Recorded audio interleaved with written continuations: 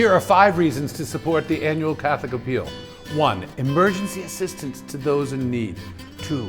Inspiring young people to grow in their faith. 3. Keeping our homebound connected in the faith. 4. Crisis help for young families. And 5. Catholic education, forming our future leaders in mind and heart. We are sowing the seeds of God's love with your contribution. Please donate today online at diospringfield.org. Coming up on this edition of Reel to Reel, Bishop Byrne releases a pastoral letter called Back to Better, The Road to Emmaus. I'm Carolee McGrath. I'll have the story coming up. I'm Steve Kiltonic. I'll have the story of a former NFL linebacker and his journey to become a Marian missionary here at Divine Mercy in Stockbridge. And one Catholic school boasts some award-winning essay writers. These stories are coming your way next on Reel to Reel. Hello and welcome to Reel to Reel. This weekend, Bishop William Byrne is issuing his first pastoral letter, which focuses on hope. It's a guide on the path forward out of COVID, as so many have suffered in the last year due to the pandemic. In this Easter season, the bishop reminds us of the road to Emmaus, and that the key to encountering Christ and bringing Christ to others isn't about getting back to normal, but getting back to better. Carolee McGrath explains. Peace be with you. And with your spirit. On Easter Sunday, live from St. Michael's Cathedral, Bishop William Byrne celebrated Mass, and what a difference a year makes.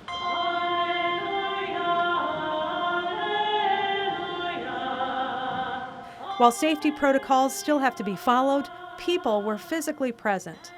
The power of that shockwaves of the resurrection is now you and me transforming the world into and building the kingdom in the midst of all this chaos. In this Easter season, Bishop Byrne penned a pastoral letter called Back to Better, Our Road to Emmaus. In it, he highlights the challenges and needs facing the Catholic Church. I wrote the pastoral letter as a letter of hope to Western Massachusetts, to the Diocese of Springfield. People are down, but they are saying to themselves, let's get back to normal. I can't wait to get back to normal. I was like, no, we can't get back to normal. We need to get back to better. The bishop explains the story of the 2 disciples who encountered Jesus on the road to Emmaus after having witnessed the horror of the crucifixion. At first, they didn't recognize him.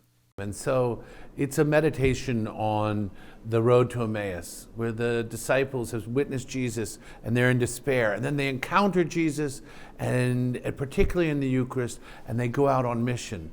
And I believe through my own prayers that this is what the Lord is calling us to do, not just to get back to normal, but to get back to better. Among the key elements of the letter include addressing the sexual abuse crisis, declining numbers of practicing Catholics, vocations, evangelization and youth ministry, and the protection of human life. Some of the issues that have been causing us despair, just like those disciples on the road, are child abuse, the effect that it's had on our priests who are good, kind, great servants of the Lord, but feel that they've been lopped into this crowd with when it's just a few bad people who have done horrible things. I wanted to call us to recognize the beauty of families, that together as a family of faith, but as family units itself, called to share the gospel, and then the responsibility each of us has in mission, whether it be in our Catholic education, our youth ministry, our protection of the human right to life at all its stages. Another point the bishop makes in his letter is that for those of us who can go back to church, we need to go back to church and listen to the Word of God, receive Jesus in the Eucharist to strengthen our faith, but don't stop there. Invite a friend or 2 to come back as well. The tradition of writing letters, pastoral letters, goes as far back as St. Paul, who wrote to Timothy and Titus. Father Mark Stelzer, the parish administrator of St. Jerome's in Holyoke, says pastoral letters address a bishop's responsibility to teach, administer, and sanctify. He also says the letter is a roadmap, as many people are wondering where to go from here. I think all of us in a post-COVID church are just trying to wonder what our parishes will look like after, how we will make that transition from people who might have been attending Mass virtually or by television. How are we going to welcome them back to the actual churches for worship? What will our schools look like in a post-COVID world? What will our faith formation programs look like post-COVID? So there's general areas that are very specific, and some areas just in general, what will our numbers look like as the church emerges from COVID? With so many questions, Bishop Byrne, the shepherd of the diocese, is telling the flock, do not despair and look to Jesus on our own road to Emmaus. So it's a call to hope, it's a vision call for us all to move forward and to recognize the road to Emmaus is every road in Western Massachusetts, the Pike and 90 and 91 and Route 7 and 2 and all the others, and State Street included. The pastoral letter can be found on diospringfield.org and in the April issue of the Catholic Mirror. Reporting for Reel to Reel, I'm Carolee McGrath.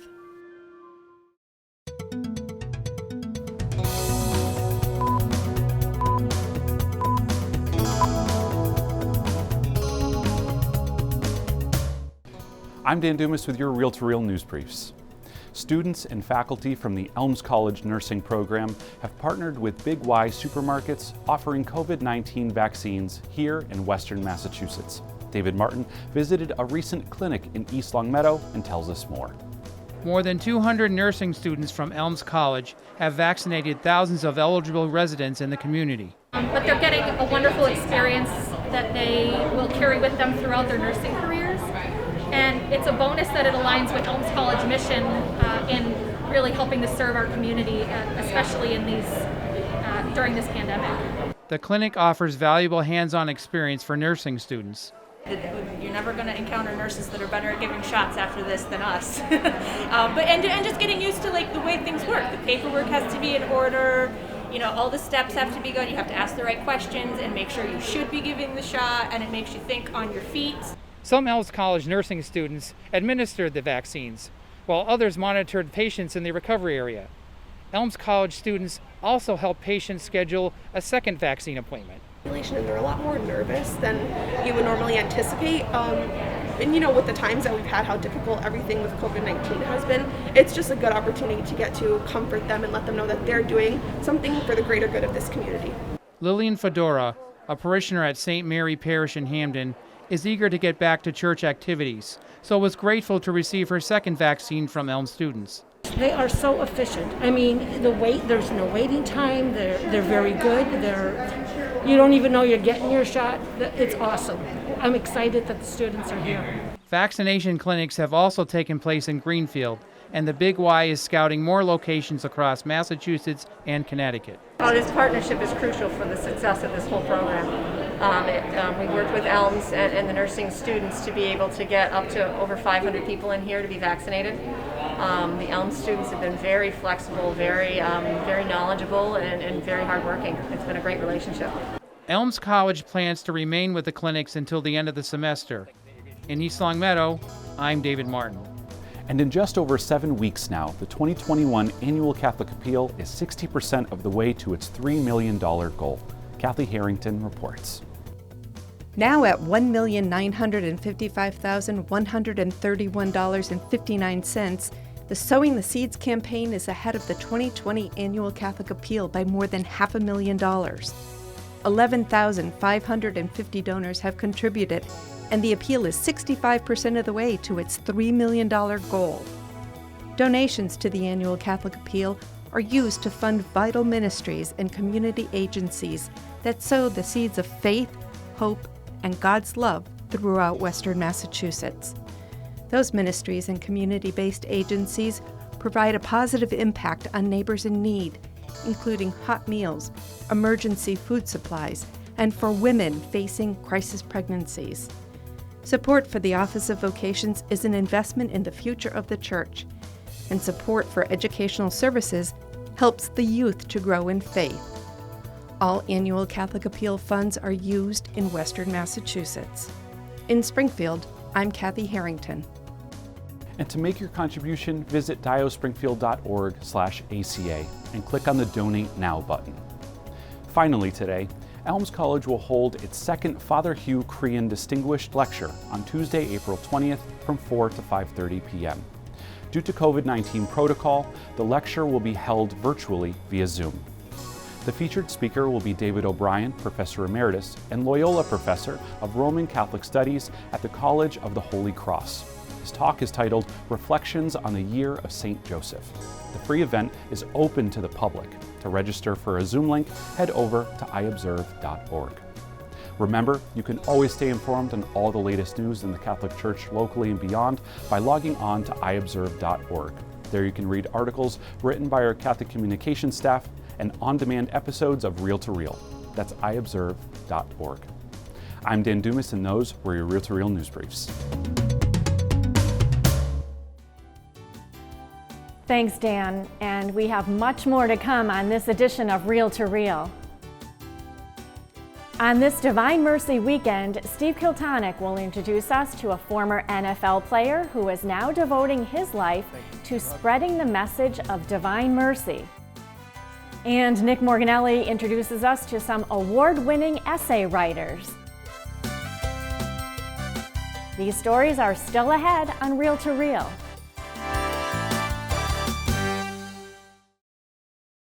Like Catholic TV on Facebook. Once you're there, you can join in on discussions, make friends with other Catholic TV fans,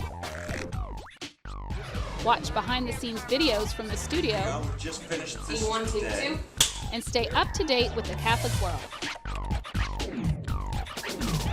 All this at facebook.com/CatholicTV.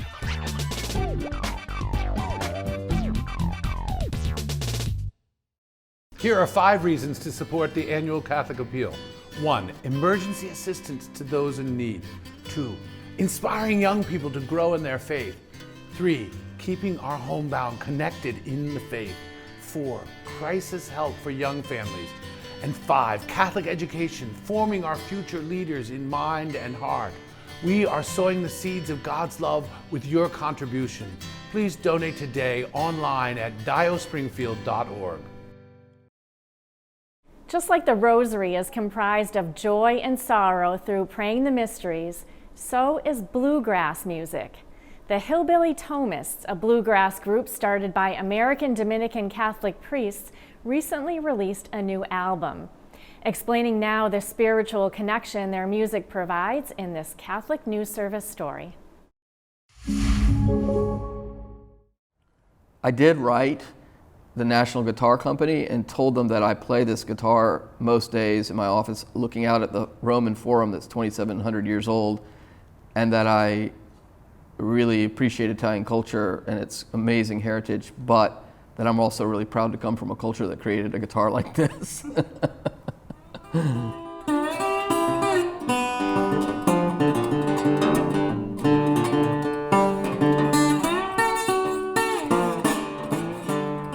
So the Hillbilly Tomists are a bluegrass Americana folk band started by American Dominican Catholic priests, and we play mostly informally here and there. And we've made 2 albums. The second one has just come out called Living on the Other Side, and it's a collection of mostly our own compositions.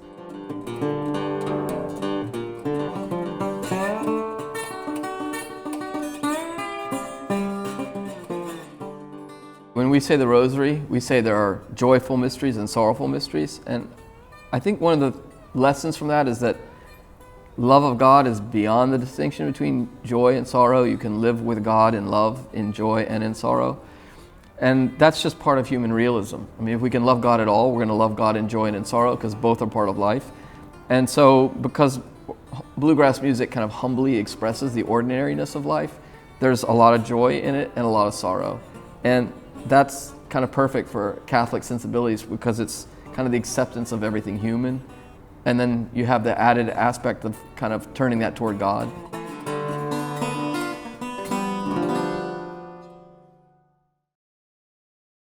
Many days you have lingered around my cabin door.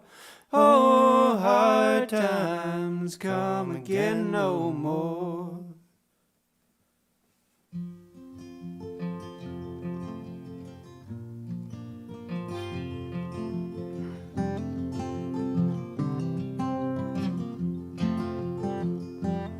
Let us pause in life's pleasures, drown our many tears, while we also sorrow with the poor.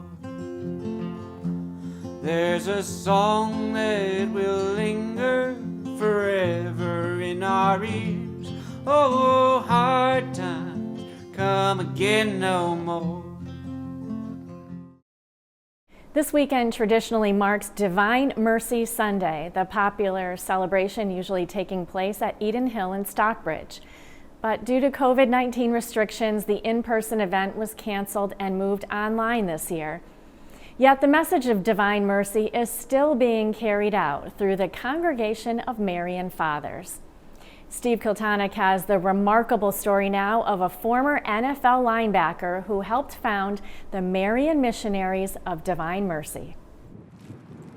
It's one of the places Eric Maul tries to visit every day, the Divine Mercy Shrine in Stockbridge, home to the Congregation of Marian Fathers. As he prays the rosary, Maul's gaze is fixed to the image of Divine Mercy on the shrine altar.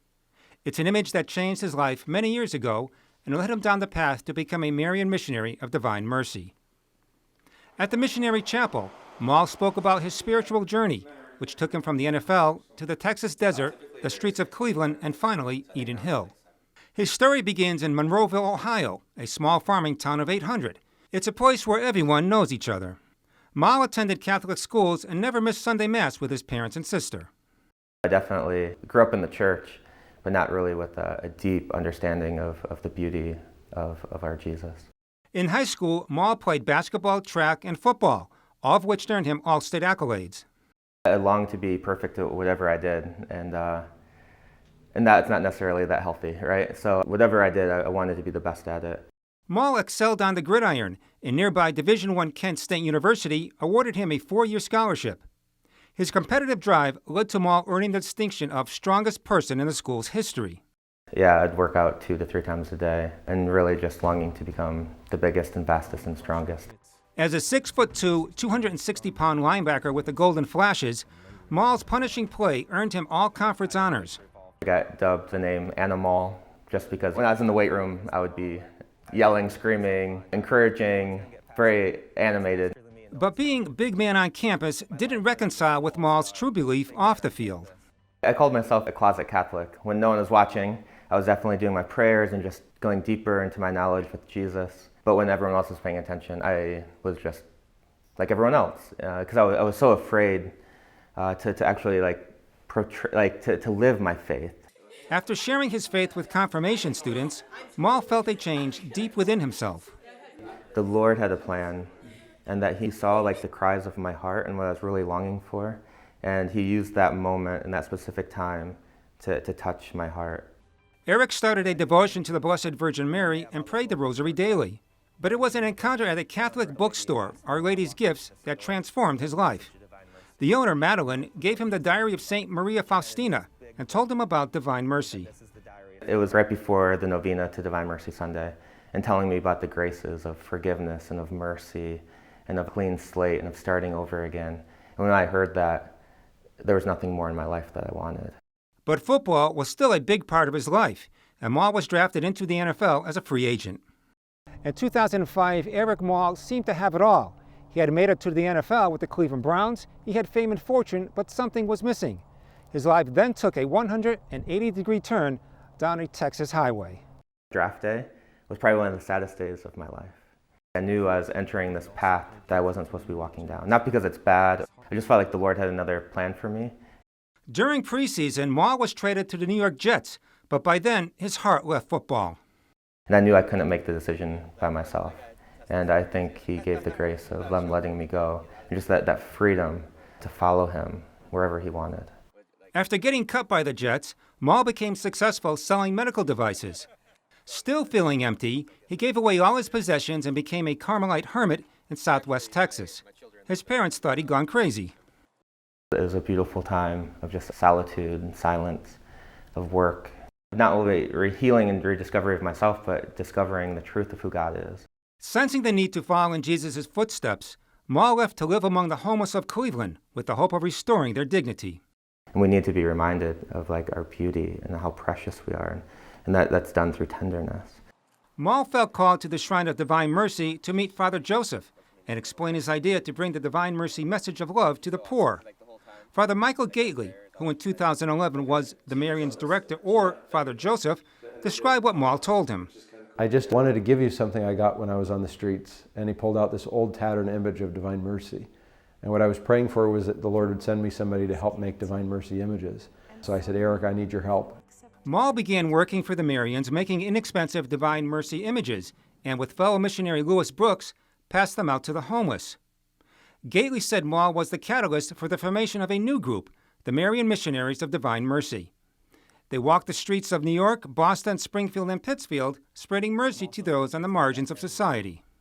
Eric truly sees each person that he meets on the streets as Jesus Christ in the distressing disguise of the poor.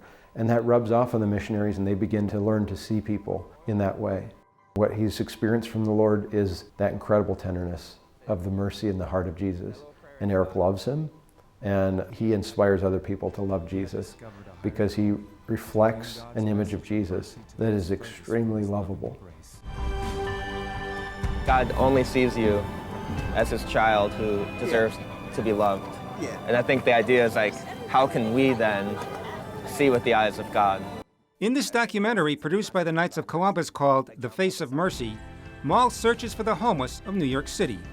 There's one thing I know, brother. Our Lord has a tremendous love for you. Regardless if you have dirty hands or clean hands, he sees your heart. And I see your heart too.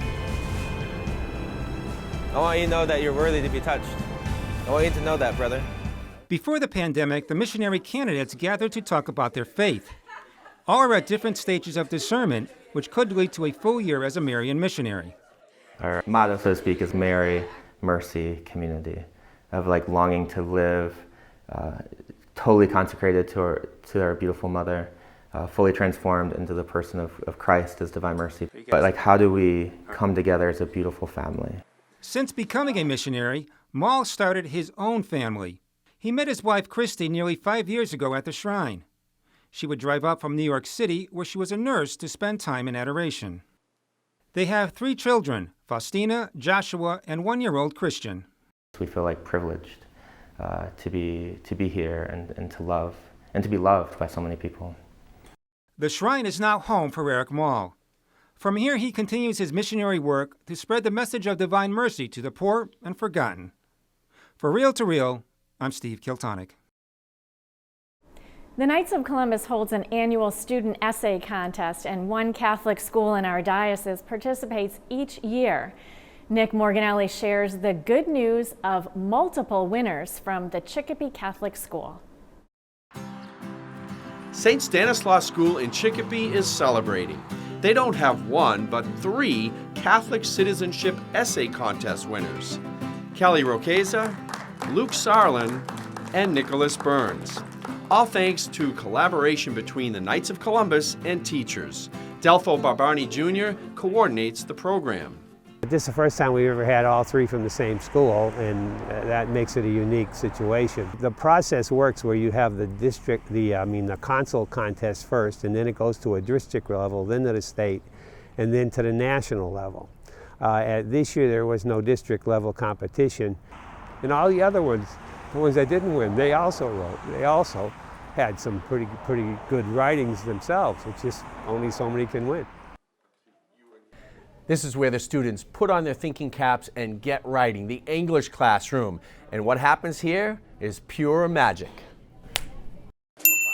It becomes an 8th grade assignment. So every 8th grader in the school writes an essay. It's evaluated for grade by the teachers. The teachers have a better understanding of how to deal with these things. So we enlisted their help. The teachers evaluate them, and I give them no restriction on how many they give me. I just ask them to only give me the ones that are competitive. 8th grade teacher Susan Biscay's career experience spans nearly 40 years. I started here at St. Stan's in 1999. So I've been here for a while, and I've been teaching English here for the majority. That was my area of expertise, and I just love English. And I teach English literature, vocab, and religion. This year the topic was about how do you turn to Jesus in rough times? Each one of them said that their faith remained strong because of these events and also in lieu of them. So it was very important. Let's meet the winners. All are in 8th grade and in the same class, and all shared their topic for the essay they submitted. Taking 3rd place was Kelly Roqueza. I wrote about my grandfather who passed away in 2018. It was more of like a way for me to express how I was feeling then versus now. It really helped with consolation. I was trying to keep it private, but my dad sent it to my grandmother, and she said she did cry when she read it. Luke Sarland received 2nd place. 2 years ago, my dad was diagnosed with pancreatic cancer. He said he prayed a lot, and I wrote about how hard it was for him in the hospital and how he prayed, and God looked after him, and he's okay now. His tumor's been shrinking, but I didn't think I was going to win state. I was surprised when I got the award. And lastly, our 1st place recipient, Nicholas Burns. Writing is definitely one of my good talents when it comes to school, but being first is definitely an honor. I didn't really see it coming. I wrote about my past experiences with epilepsy and how I got through them and how I grew out of it recently. Having my family and my friends and God to support me through it has definitely helped me overcome it. And what do these 3 students have to say about Susan Biscay and all the teachers at St. Stanislaus? I want to thank her for the opportunity she gave me to write this essay. I don't think I could have ever started writing something like this without her help. It's really easy to learn here. The teachers make it very easy. You get everything you need to know, and they prepare you for high school, college, everything you need to know. All our teachers are very encouraging. I didn't expect to be chosen to be one of the finalists, but my English teacher really helped with motivation and encouragement towards writing the essay. I was touched at how seriously they took the contest and how they outpoured their feelings into their pieces, and I think that's what helped them win. Celebrating award recipients in Chicopee, for Real to Real, I'm Nick Morganelli. Quite a showing for those St. Stan students. Keep up the great work. And for this week, that's Real to Real. Thanks so much for watching. A reminder that Real to Real, as well as the Chalice of Salvation weekly televised Mass, are both supported in part by donations to the annual Catholic Appeal. To help fund these programs, as well as the more than 40 ministries and services supported by the ACA, you can make your donation today through our secure site at diospringfield.org. Now is the time to donate to the annual Catholic Appeal. If you need help placing your gift, call the Annual Catholic Appeal office at 413-452-0670, and Kathy Harrington will help you out. Be sure to follow the latest news of the Catholic Church, both here in the Diocese of Springfield and around the world, on our news and information site, iobserve.org, and also on Facebook at Catholic Communications. And remember, you can read Bishop Burns' first pastoral letter online at diospringfield.org. That's diospringfield.org. It's also found in the current edition of the Catholic Mirror magazine. And I will see you right back here next week for another edition of Real to Real, your window on the world around you. See you then. Real to Real is a production of the Catholic Communications Corporation, funded in part by the Annual Catholic Appeal, and the support of you, our faithful viewers.